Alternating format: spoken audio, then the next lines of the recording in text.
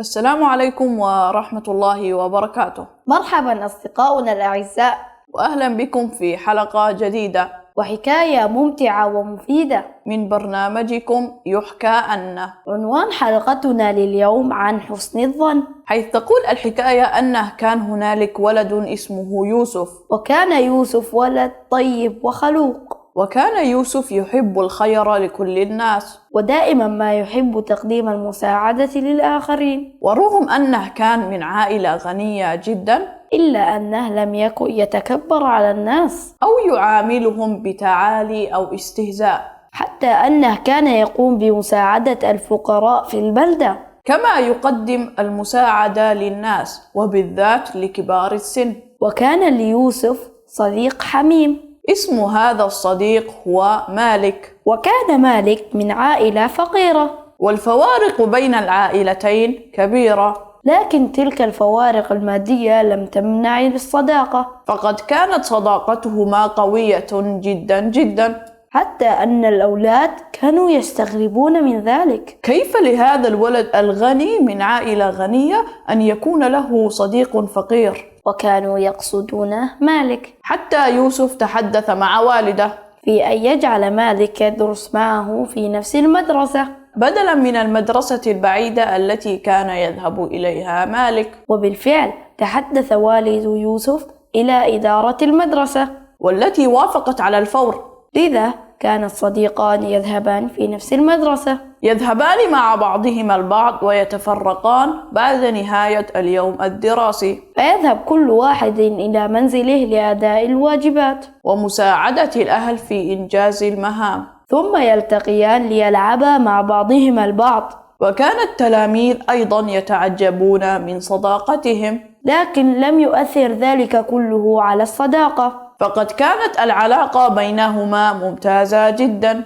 حتى والدا يوسف كانا سعيدين من ذلك، لأنهما يران أن مالك صديق جيد لابنهما. مرت الأيام بهذا الشكل الجميل، وفي يوم من الأيام الدراسية كان هنالك مشروع معين، وكان هذا المشروع مطلوب من جميع التلاميذ، لذا طلب الأستاذ عددا من الأشياء، ومن كل تلميذ على حدة عليه أن يحضر عددا من الدفاتر، بالإضافة إلى عدد من الأقلام وأنواع مختلفة من الألوان. وكانت هذه الطلبات صعبة على مالك، بل لا يستطيع أن يشتريها لأنها باهظة الثمن، وعائلته فقيرة جدا ولا يستطيعون أن يشتروا هذه الأشياء. فشعر صديقنا مالك بحزن شديد، حتى بدا ذلك على وجهه، وكان يخاف من أنه سيفقد الدرجات والتي سينالها كل التلاميذ إلا هو، ولم يدري كيف يتصرف.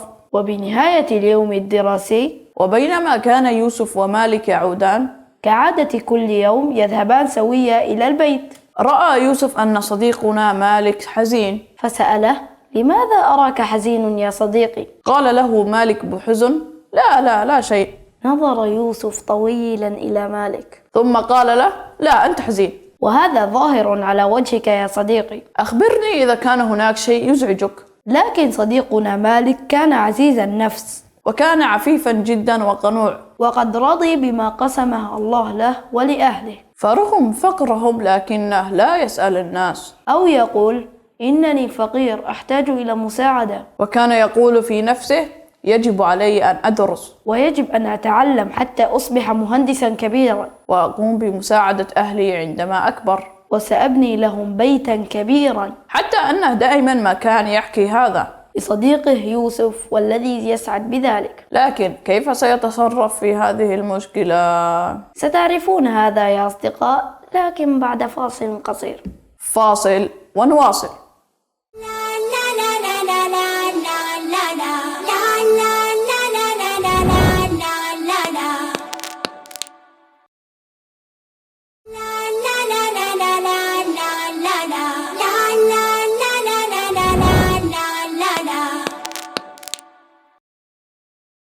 مرحبا أصدقاؤنا الأعزاء، عدنا لكم بعد الفاصل القصير، وعدنا لمواصلة حكايتنا لليوم، والتي هي بعنوان حسن الظن. وكنا قد توقفنا قبل الفاصل مع صديقنا مالك والمشكلة التي وقع فيها، حيث أنه لن يستطيع أن يشتري الدفاتر، وبقية المستلزمات لأنه فقير، وحتى عائلته لا تمتلك هذا الثمن، وفي نفس الوقت لا يستطيع أن يطلب من والده لأنه يعرف أن والده يتعب في العمل حتى يوفر لهم الطعام والشراب، بالإضافة إلى توفير المصروفات له ولإخواته الصغار، فلا يمكن أن يزيد الأعباء عليه، كما أنه لا يريد أن يطلب من أحد، وخصوصا أصدقائه لأنه عزيز النفس. لذلك عندما سأله صديقه يوسف عن حزنه ولماذا هو هكذا، رفض أن يخبره وقال له لا يوجد مشكلة. أخيرا وصل الصديقان إلى المكان الذي سيفترقان فيه، حيث سيذهب كل واحد إلى منزله،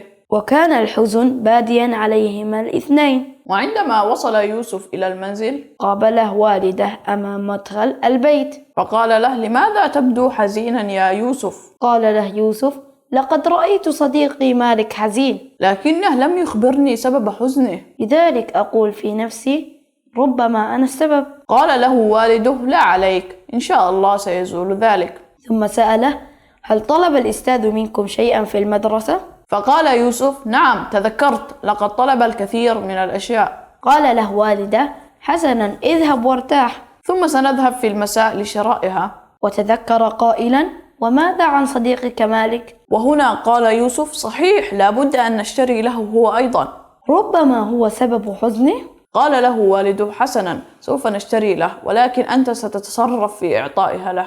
وفعلا في صباح اليوم الثاني، وبينما كان جميع الطلاب خارج الفصل، ذهب يوسف إلى حقيبة صديقه مالك، وقام بوضع الأشياء داخل حقيبة صديقه مالك، لكن شاهداه ماهر وسعيد وهو يقوم بذلك، وظن أنه يريد أن يأخذ شيء من حقيبة مالك دون إذنه، ومباشرة ذهبوا إلى الأستاذ حيث أخبراه بأن يوسف أخذ شيء من أغراض مالك، وقد كان ذلك من دون إذنه. فاستدعى الأستاذ الجميع، يوسف ومالك، وكان ماهر وسعيد موجودان. قال الأستاذ ليوسف هل أخذت شيئا من حقيبة مالك دون إذنه؟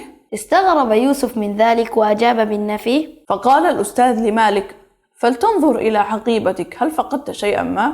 أجاب مالك لا أدري، وبدأ بفتح حقيبته. وهنا كانت المفاجأة، حيث وجد مالك في حقيبته كل الأشياء التي طلبها الأستاذ منهم. وعندما رأى الأستاذ ذلك فهم الأمر مباشرة، وعرف ما كان يفعله يوسف. فقال لماهر وسعيد كان من الأفضل أن تسألا يوسف أولا عن سبب فتح حقيبة مالك، فهو كان يحاول مساعدة صديقه. لا بد عليكما من حسن الظن بالآخرين، وليس الشك فيهم بدون دليل. اعتذر ماهر وسعيد لصديقهما يوسف، وقبل يوسف اعتذارهما. أما مالك فقد بكى فرحا بسبب ما قام صديقه يوسف، فهو وضع الأغراض بتلك الطريقة حتى لا يجرح مشاعر صديقه، لكن الأستاذ قال لهم هذا هو عهد الأصدقاء، فهم يساعدون بعضهم البعض بل يحسنون الظن فيما بينهم. هذه كانت حكايتنا لليوم يا أصدقاء، وأهم ما استفدناه هو حسن الظن، فعلينا أن نحسن الظن بالناس ولا نشك فيهم إلا بدليل ملموس، كما أنه يجب علينا أن نترابط فيما بيننا، فالمسلمون إخوة وهم كالجسد الواحد، لا فرق بين غني أو فقير ولا عربي أو أعجمي. حسنا، وماذا عنكم؟